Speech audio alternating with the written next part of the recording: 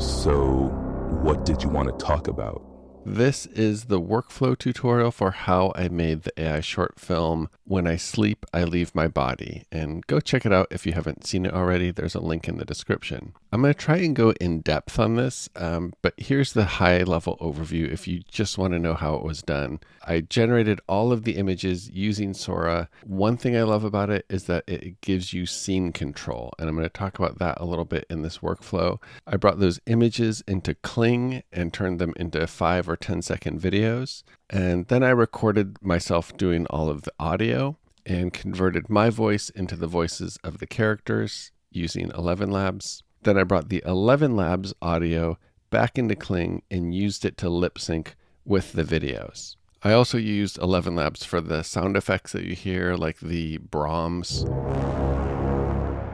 And I did the music in Udio, which is usually I've been using Suno, but Udio really gave me that sort of unsettling cinematic sci-fi vibe that I was going for. So I was really happy with the way that music and the Brahms worked together. The one thing that appealed to me about Sora was doing the scene control. So I posted a video a couple weeks ago about this cool thing that you can do with Sora where you can change the camera angle in a shot. The interior, the exterior, over the shoulder shots, all through prompting.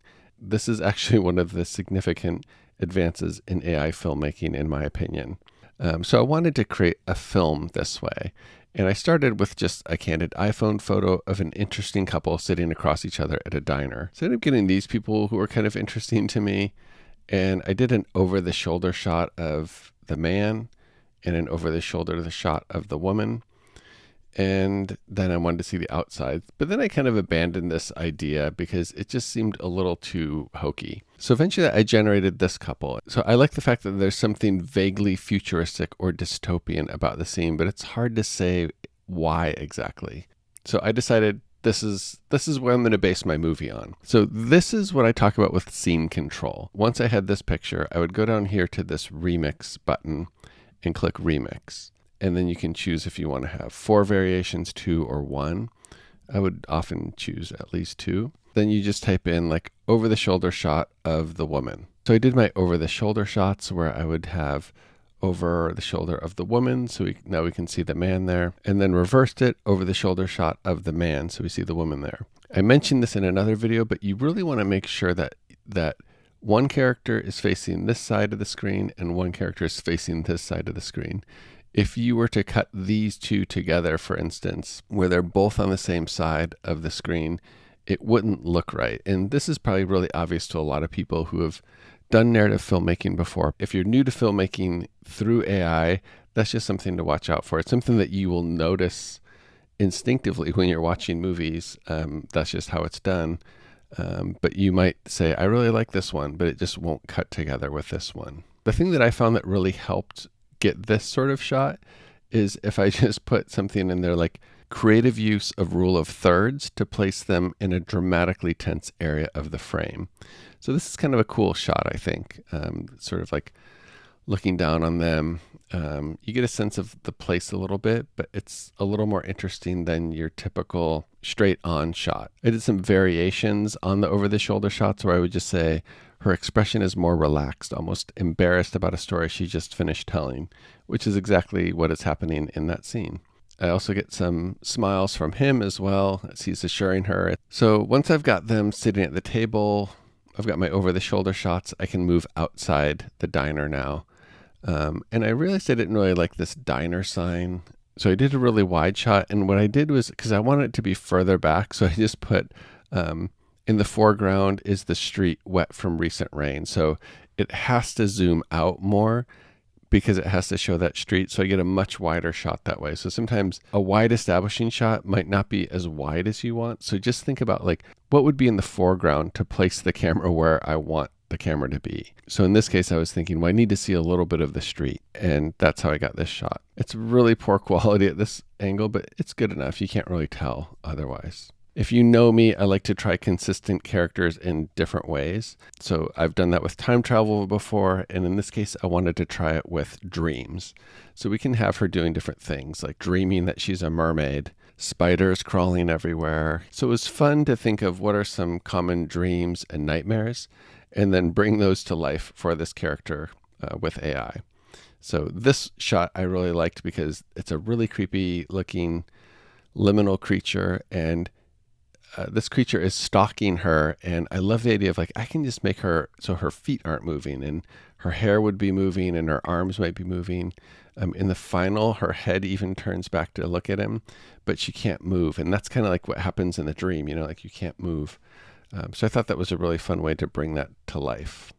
That's how we generate all of the images, right? Now you're thinking, oh, you can just bring those to life in Sora. But this is what happens when you try to turn an image into a video with Sora. And this is not just me. I posted a video last time and everyone is very angry about this.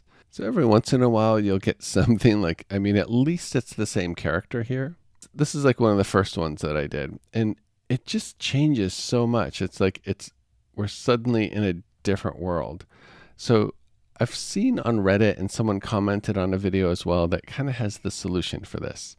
I still think Sora is a bad option for the video right now, but I'm going to show you what that solution is. So if you click into this, and then this happens, what you want to do is go to recut and then trim this back until it's just here. So you're trimming, it's like we've only got a second and 22 frames there. So that's all we have, and then we can create. Or what you could do is like you could click in here and add a storyboard, and so something like, you know, so the man stands up, and then that's going to get us to 5 seconds basically. So let's see what happens if we do that one.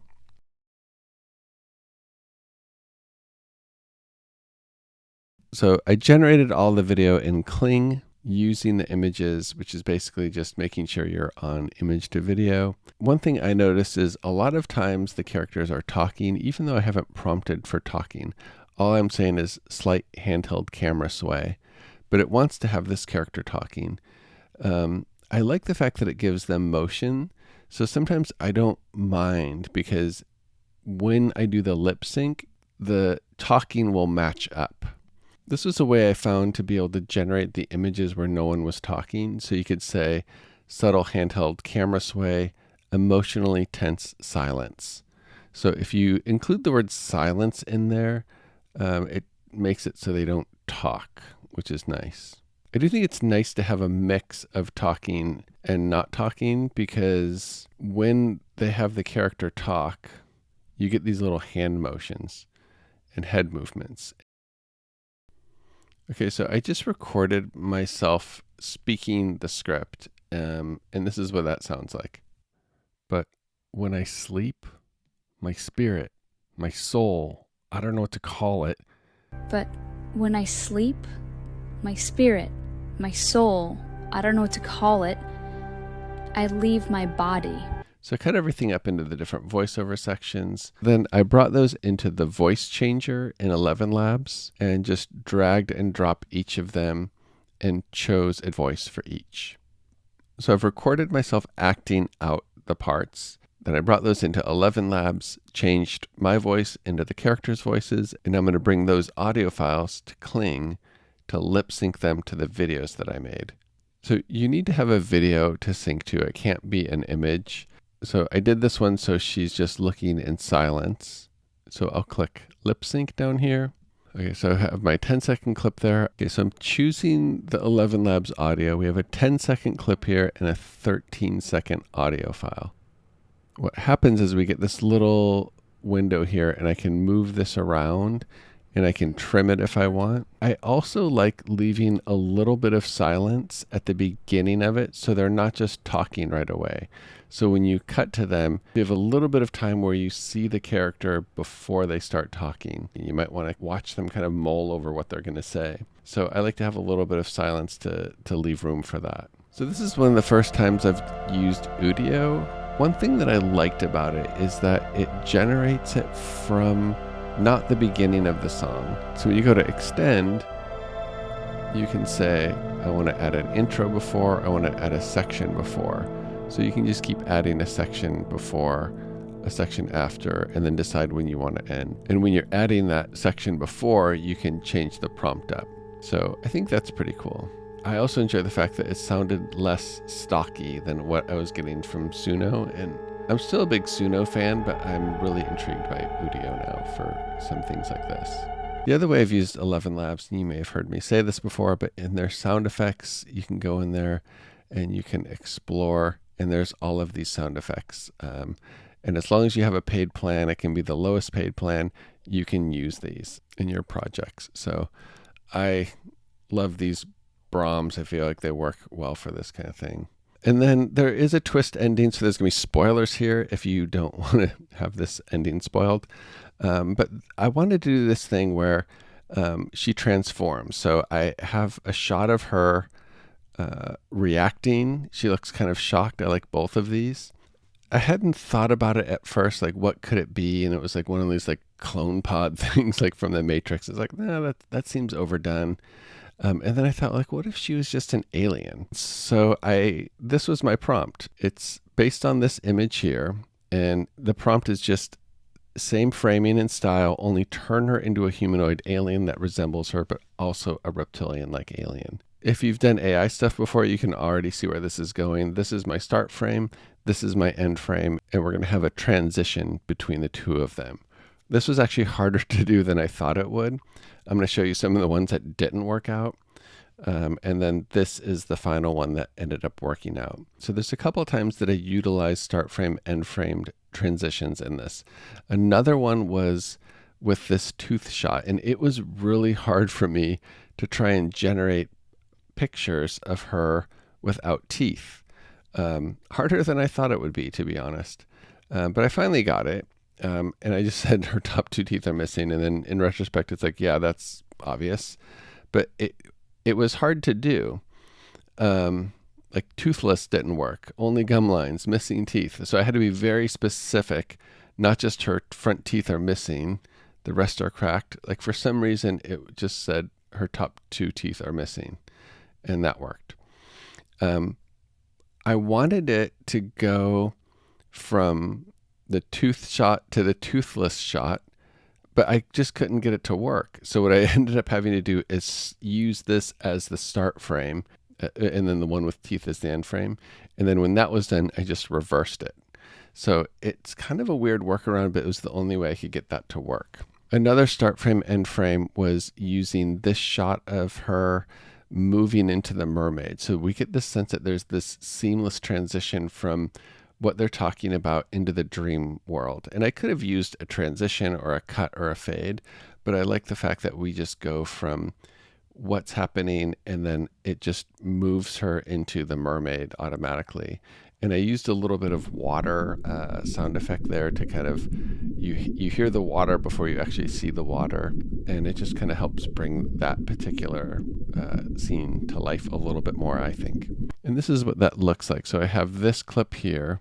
This is the start frame, end frame clip. And then this is the lip sync clip.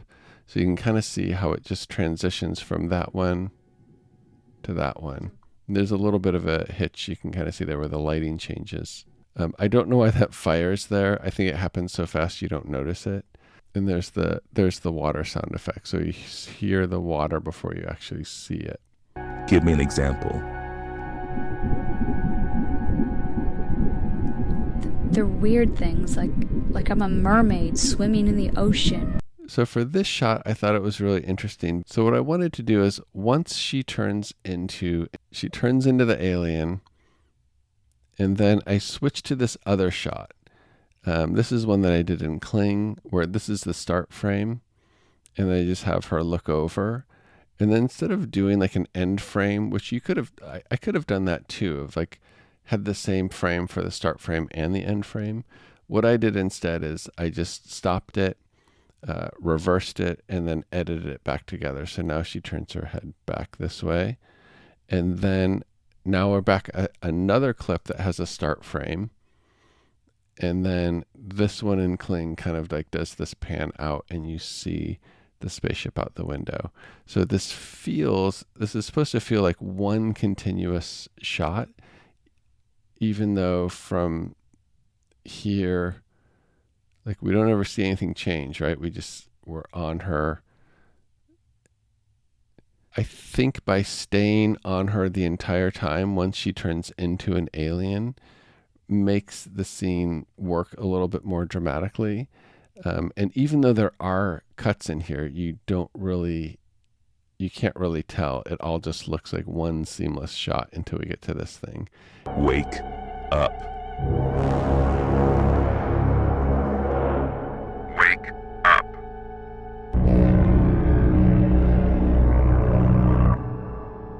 Look, I know it's boring out here, but stay off the simulations.